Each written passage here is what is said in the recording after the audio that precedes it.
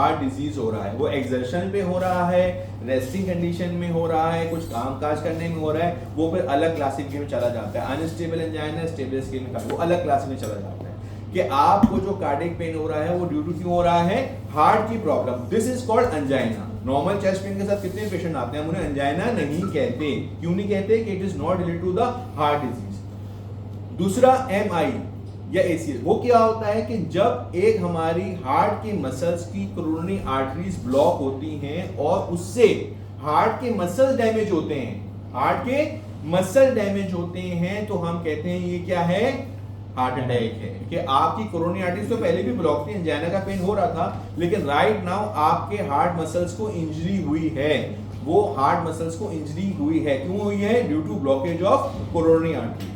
Heart failure क्या होता है कि हार्ट फेलियर का मतलब है कि हार्ट को पंप करने की जो एबिलिटी है, हार्ट हमें पूरी बॉडी में ब्लड सप्लाई कर रहा है। ब्लड सप्लाई कब क्यों कर रहा है? उसका फायदा क्या है?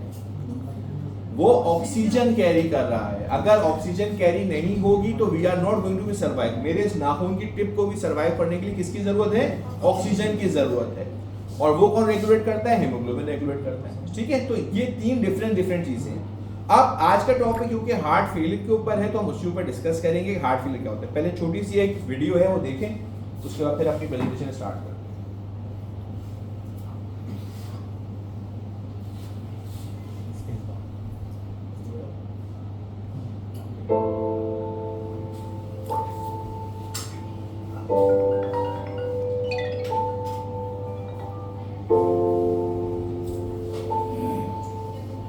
ये कहानी है एक खाली कुर्सी की, एक ऐसी आवाज की तलाश जो फातिमा के दिल में गूंजती रहती है। फातिमा 8 बरस की नन्ही बाहिम्मत लड़की, चेहरे पर अज़्म की रोशनी, आंखों में ख्वाबों की झलक। आज स्कूल की तकरीब में स्टेज पर आई, सबकी नजरें उस पर है, मगर उसकी मुस्कुराहट के पीछे एक खामोशी छुपी है। एक ऐसी खामोशी जो रोज उसके साथ स्कूल आती है और शाम को वापस घर चली जाती है। फातिमा ने पहली पोजीशन हासिल की, तालियों से हॉल गूंज उठा, चेहरे पर फक्र, आंखों में चमक, मगर दिल में एक खाली जगह थी। वही कुर्सी जहां बाबा बैठा करते थे आज खाली थी। फिर शाम की वो कहानी, जब बाबा उसके साथ बैठते, सफों को पलटते, ख्वाबों को लफ्जों में ढालते। अब वो अकेली ही पढ़ती है, लेकिन हर जवाब आज भी बाबा की याद से शुरू होता है। सीट आज भी खाली थी। हर साल की तरह इस बार भी उसकी नजरें उसी कुर्सी पे जा ठहरी जिस पर लिखा था बाबा। मगर इस बार बाबा नहीं आए, क्योंकि बाबा हार्ट फेलियर से अपनी जान हार बैठे थे। दुनिया भर में तकरीबन 64 मिलियन दिल खामोशी से हार्ट फेलियर का शिकार होते हैं, लेकिन आप कहानी का इख्तिताम बदल सकते हैं। एम्पाग्लिफ्लोजिन यानी वॉरेटा जैसे मुस्तबत इलाज से दिल की हिफाजत, जिंदगी का तसलसल और फातिमा जैसे हजारों बच्चों की अधूरी कहानी को मुकम्मल किया जा सकता है।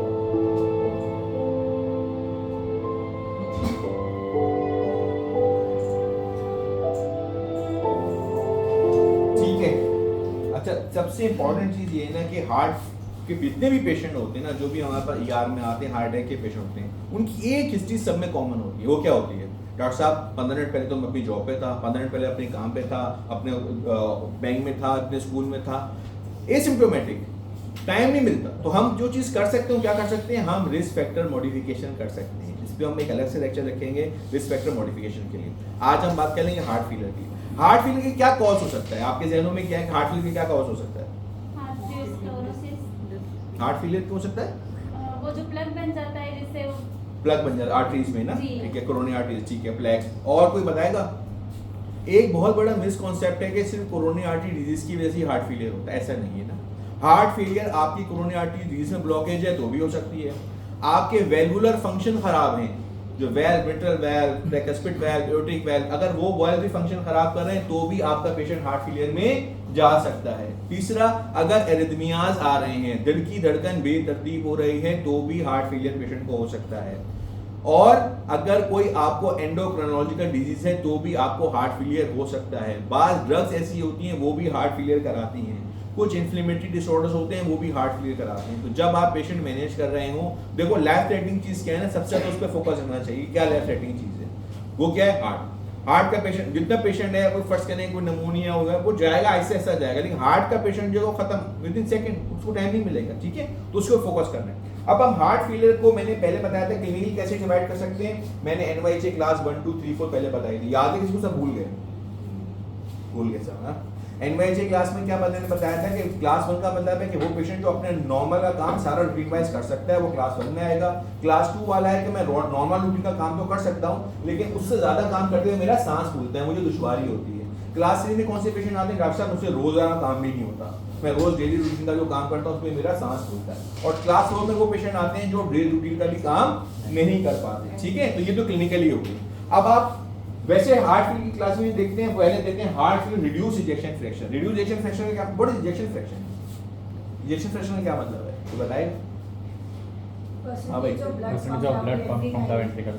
ठीक है, कितना हार्ट आपके एक सेकंड में पंप कर रहा है उसे कहते हैं इजेक्शन फ्रैक्शन, ठीक है? इसको कैसे कैलकुलेट करते हैं? Stroke volume divide by diastolic heart failure multiply by 100, ठीक है? अब उसमें हमने कैसे किया, अगर EF 45% से कम है और sign and symptoms of heart failure आ रहे हैं तो हम कहेंगे ये रिड्यूस इजेक्शन फ्रैक्शन है, EF 45 से कम है। अगर पेशेंट का 41 से 49, जो नई क्लासिफिकेशन जो हार्ट फेलियर की आई है उसमें मॉडरेटली रिड्यूस इजेक्शन फ्रैक्शन का हमने जिक्र किया है कि sign and symptoms of heart failure तो है, लेकिन साथ में EF कितना है? 41 to 49, ये किसमें आएगा? मॉडरेट। और अगर पेशेंट का EF बिल्कुल नॉर्मल है लेकिन पेशेंट को डायस्टोलिक डिसफंक्शन है, व्हाट इज डायस्टोलिक डिसफंक्शन? कि हार्ट की पंपिंग एबिलिटी तो सही है लेकिन जो फिलिंग एबिलिटी है वो कंप्रोमाइज हो गई। देखो ये हार्ट ने पंप किया, ये डायलेट हुआ, फिलिंग किया, ये पंप किया, अगर ये फिलिंग एबिलिटी कम हो गई पेशेंट की तो EF तो नॉर्मल आएगा कि भाई जितना आ रहा है उतना पंप कर रहा है, लेकिन वो डायस्टोलिक डिसफंक्शन में चला जाएगा। अगर डायस्टोलिक डिसफंक्शन में जाएगा उसे हम क्या कहते हैं? Heart failure with preserve ejection fraction. क्या कहते हैं? प्रिजर्व। मुझे आपने डॉक्टर साहब इको तो नॉर्मल है, देखें EF 55% है और उसमें नीचे एक लाइन लिखी होती है डायस्टोलिक डिसफंक्शन की, ठीक है? तो वो बहुत इंपॉर्टेंट होता है। तो ये क्लासिफिकेशन क्या आ गई? पहले heart failure reduce ejection fraction, moderate ejection fraction और फिर प्रिजर्व इजेक्शन फ्रैक्शन। अब अगर कोई पेशेंट आता है हमारे पास ER के अंदर आता है एवोल्यूट करना, तो हमने उसे कैसे एवोल्यूट करना है? ये बहुत इंपॉर्टेंट चीज है ना। सबसे पहले आप उसके रिस्क फैक्टर देखने हैं, साइन एंड सिम्टम देखना है और ECG क्या नॉर्मल है ये देखना है। कभी भी आप जितने डॉक्टर्स हैं प्लीज खाली ECG मुझे व्हाट्सएप नहीं किया करें या किसी भी डॉक्टर को उसके साथ उसकी हिस्ट्री बताया करें। देखें हर जगह पे क्या आ रहा है कि पहले साइन एंड सिम्टम्स वो बता क्या रहा है, पेशेंट आया होता है घुटने के दर्द के साथ ECG करके मुझे भेज देते हैं, सर देख लें। तो मुझे क्या पता चेस्ट पेन के साथ आया है कि नी पेन के साथ आया, आप थोड़ा सा एवोल्यूट करेंगे सर चेस्ट पेन के साथ आया, उसका क्राइटेरिया होता है। तो साइन एंड सिम्टम्स बहुत इंपॉर्टेंट है। साथ में फिर उसके बाद हार्ट फेलियर को देखने क्या होता है? प्रोबीएनपी NBNP का लेवल होता है। अगर वो आपका बढ़ा हुआ आ रहा है तो फिर यू विल कंसीडर इकोकार्डियोग्राफी। देखो इकोकार्डियोग्राफी की गाइडलाइन, हर पेशेंट इको कराने की जरूरत नहीं होती ना, कि अगर आपको एवोल्यूट कर रहे हैं कि पेशेंट को BNP लेवल बढ़ा हुआ है then you will consider echocardiography. फिर अगर हार्ट फेलियर आ रहा है तो उसको आप क्लासिफिकेशन करोगे कि ये रिड्यूस में आता है, मॉडरेट में आता है या प्रिजर्व में आता है, ठीक है? अच्छा, अब सबसे ज्यादा आज की जो टॉपिक की मेन बात है ना, देखो हमारी एक आदत होती है हम 1 पे 1 पिज्जा फ्री, नाइट डील, एक पे एक फ्री, सबसे ज्यादा अट्रैक्ट होते हैं ना, जहां भी लगता है ना एक पे एक फ्री वो अट्रैक्ट करती है।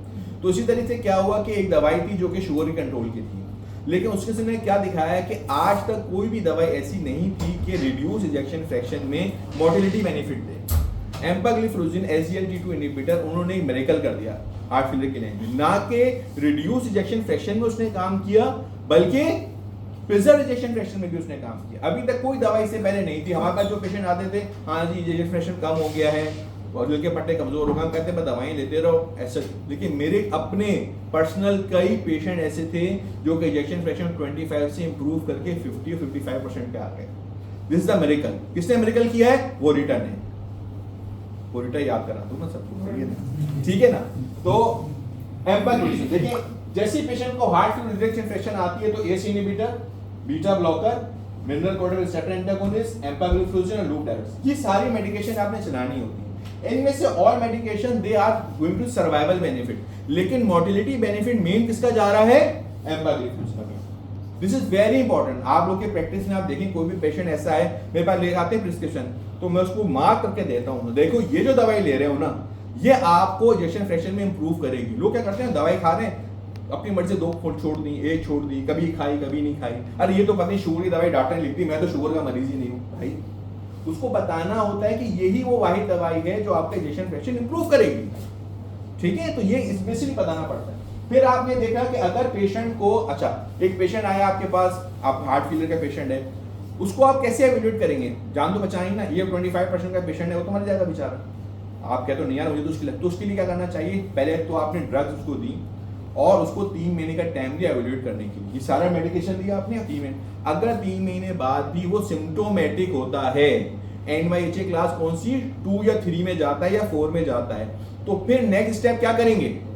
फिर हम देखेंगे उसका QRS कितना है, what is the width of QRS, जो हमारा कॉम्प्लेक्स बनता है ECG का, उससे ने QRS। अगर वो 130 से कम है और ये 30% कम है तो एक डिवाइस लगाई जाती है, उसे कहते हैं ICD, इम्प्लांटेबल कार्डियोवर्टर डिफिब्रिलेटर। क्योंकि दिल के पट्टे कमजोर हैं, अचानक वो बेतरतीब होगा और उसमें VT हो जाएगा या VF होगा, तो डिवाइस लिखी हुई होगी। मेरे पास कई ऐसे पेशेंट हैं, कहते डॉक्टर साहब अचानक रात को बैटरी ने झटका मारा। मैं कहता हूँ भाई ये दूसरी जिंदगी मिली है। क्यों? कि आप तो सोचते खत्म हो जाते, आपको पता ही नहीं चलता। वो रात में बैटरी धड़कन आपकी रुक गई थी, वो बैटरी ने झटका मारा तो आप दोबारा जिंदा हो गए, तो बच गए, वरना सुबह आपकी बिरयानी बकरी होती है ना। तो दिस इज वेरी इंपॉर्टेंट। अगर किसी भी पेशेंट का ये 35% कम है तो उसको हम क्या लगाते हैं? ICD लगाते हैं। और अगर उसके कॉम्प्लेक्सेस ब्रॉड आ रहे हैं, 150 से ज्यादा आ रहे हैं, तो उसको हम क्या लगाते हैं? CRTD, कार्डियोवर्टर रिकंसिडर डिफिब्रिलेटर, ठीक है। This is very very important, ठीक है। वो किसमें लगाएंगे? अगर आपका QRS वाइड हो रहा है। ये भी करती है हार्ट फेलियर के पेशेंट को इंप्रूव करती है, मोर्टेलिटी बेनिफिट प्रूवन है, ठीक है। लेकिन ये कब देंगे? ऐसा मरीज जो कि दवाइयां अपनी मुकम्मल ले रहा है, 3 महीने हो गए दवाई लेते हुए, लेकिन वो सिम्टोमेटिक है पेशेंट, और उसको आपने मोर्टेलिटी बेनिफिट देना है, ठीक है। अगर मॉडरेट इजेक्शन फ्रैक्शन है, अब आते हैं डॉक्टर साहब मेरा तो थोड़ा सा कम है, ये थोड़ा सा कम है, मुझे क्या करना है? देखो एम्पाग्लिफ्लोजिन, इसमें भी क्लास 1 इंडिकेशन है। क्लास 1 इंडिकेशन का वर्क क्या है? जैसे कि नमाज फर्ज है ना, इस पे कोई कॉम्प्रोमाइज नहीं, हर हालत में नमाज पढ़नी है। इसी तरीके से क्लास 1 इंडिकेशन का मतलब है कि वो ड्रग्स जो आपने देनी ही देनी, उसके अंदर भी एम्पाग्लिफ्लोजिन का रोल है। आपने वोरिटा देनी ही देनी है, ठीक है, और साथ में आपने डायरेक्ट देनी है। जो ये ब्लू होते हैं इसका मतलब है क्लास 2 रिकमेंडेशन, लेकिन जो क्लास 1 रिकमेंडेशन होती है वो आपने जरूर देनी है। साथ में जो प्रिजर्व इजेक्शन फ्रैक्शन है, ये न्यू जो लेटेस्ट गाइडलाइंस आई है हमारी 2024 की, उसने एम्फसाइज किया है कि मॉडरेट इजेक्शन फ्रैक्शन जिनको कम हो और प्रिजर्व इजेक्शन फ्रैक्शन वाले पेशेंट जिनको डायस्टोलिक डिसफंक्शन है, उनको भी आपने एम्पाग्लिफ्लोजिन देनी है। दिस इज वेरी इंपॉर्टेंट और ये बिल्कुल न्यू चीज आई है। मेरी प्रैक्टिस में तो काफी अर्से दी थी, लेकिन ये मेरी अब ये जो है अब गाइडलाइंस में भी आ गई, ठीक है। तो आप लोग जब प्रिस्क्रिप्शन देखेंगे वो पेशेंट हार्ट फेलियर का है और उससे एम्पाग्लिफ्लोजिन नहीं चल रही, तो definitely you will consider it कि इसको चलानी है। नहीं चलानी तो कंसीडर कार्डियोलॉजिस्ट कंसीडर करेंगे क्यों नहीं करनी, ठीक है। हार्ट फेलियर का टॉपिक, ये जो नई गाइडलाइन आई इसके ऊपर 160 स्लाइड्स थी, ठीक है, और उसको मैंने 4-5 स्लाइडों में कन्वर्ट किया। मुझे पता आप लोगों को ज़्यादा जॉब करना मुश्किल होगा, तो बेसिक जो मेन कॉन्सेप्ट है ना वो मैंने इसमें निकाल के आप लोगों को दिया है, ठीक है। अच्छा, अब इसमें एक इंपॉर्टेंट है कि मेरे पेशेंट आते हैं डॉक्टर साहब, ये देखो मैंने उसका भी डाला, recommendation for treat patient symptom heart failure with mildly reduced ejection fraction. तो उन्होंने एम्फसाइज किया कि दिस इज क्लास 1 इंडिकेशन कि आपने एम्पाग्लिफ्लोजिन जरूर देनी है हार्ट फेलियर के पेशेंट जो कि मॉडरेट रिड्यूस्ड इजेक्शन फ्रैक्शन के हैं, और ऐसे पेशेंट जिसका प्रिजर्व इजेक्शन फ्रैक्शन है। तो उसमें उन्होंने क्या किया है कि is a recommended patient with heart to reduce the risk of hospitalisation और कार्डियोवैस्कुलर डेथ, कि ये मोर्टेलिटी बेनिफिट भी करा रही है और आपका हॉस्पिटलाइजेशन को भी कम कर रही है। देखो बहुत सी दवाइयां ऐसी होती हैं कि वो रिड्यूस आप हॉस्पिटलाइजेशन करते हैं, आपने एक सुना होगा लेसिस की दवाई है, बहुत हम कॉमनली दे रहे होते हैं, वो रिड्यूस हॉस्पिटलाइजेशन तो कर सकती है लेकिन मोर्टेलिटी बेनिफिट नहीं। मोर्टेलिटी बेनिफिट का क्या मतलब है? ऐसी दवाई तो जान बचाने में हेल्प करती है, ठीक है। दूसरा प्रॉब्लम क्या आ जाता है, डॉक्टर साहब इसका तो क्रिएटिनिन बढ़ा हुआ है, डॉक्टर साहब इसको तो गुर्दे भी खराब है, इसको तो दवाई नहीं। ये मिस कौन, मैं यहाँ पे आता हूँ लिख के जाता हूँ, अगली दवा कटी हुई होती है। क्यों भाई? सर वो क्रिएटिनिन थोड़ा बढ़ा हुआ 1.8 का, ऐसा कुछ नहीं है।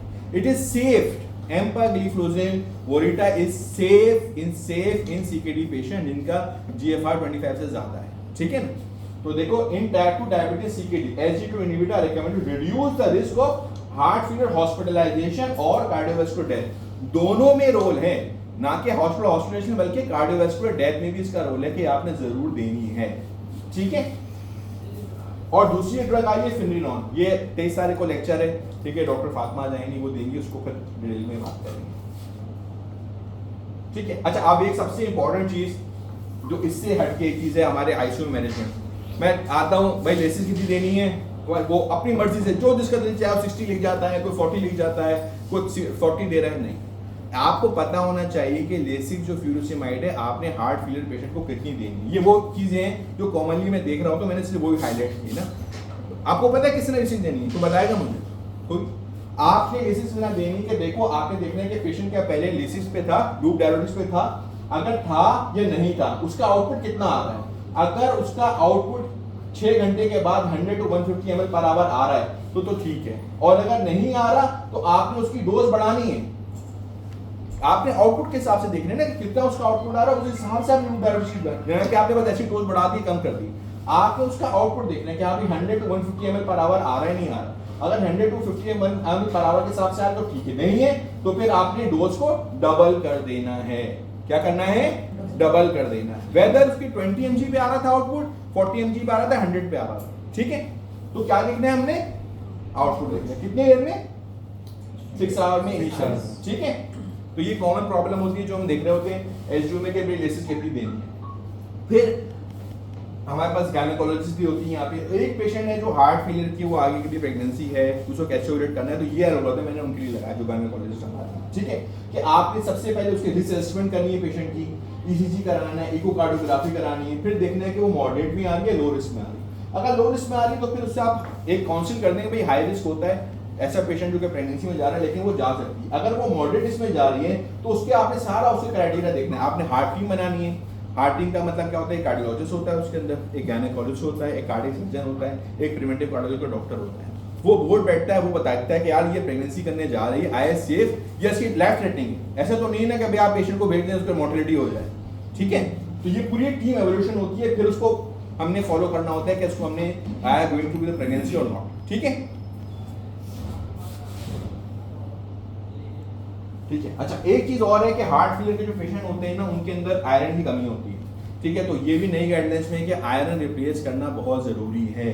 जितने भी हार्ट फेलियर के पेशेंट होते हैं उनके अंदर हीमोग्लोबिन कम होता है। आप यकीन करें, मैंने काफी पेशेंट ऐसे हैं जो उनका हीमोग्लोबिन 8 और 9 का था, जैसे मैंने एक्सपीरियंस ट्रांसफ्यूज करवा दिया ना, वो उनके सारे सिम्टम खत्म हो गए। ड्यू टू हीमोग्लोबिन डेफिशिएंसी वो उनके सिम्टम डेवलप हो गए थे। उनके हार्ट फेलियर के सिम्टम नहीं आ रहे थे क्योंकि who is carrying the oxygen? Haemoglobin deficiency है। आप बढ़ाए जा रहे हैं, डायलिसिस दिए जा रहे हैं, अभी दवाई करें, डॉक्टर साहब पेशेंट सही नहीं हो रहा। हमेशा हर पेशेंट का फाइंड आउट द कॉज कि ये जो पेशेंट है मेरा, इसका कॉज क्या है, ये क्यों है, इसको आप कॉज ढूंढ लेंगे तो पेशेंट आपका ज्यादा अच्छा ट्रीट होगा।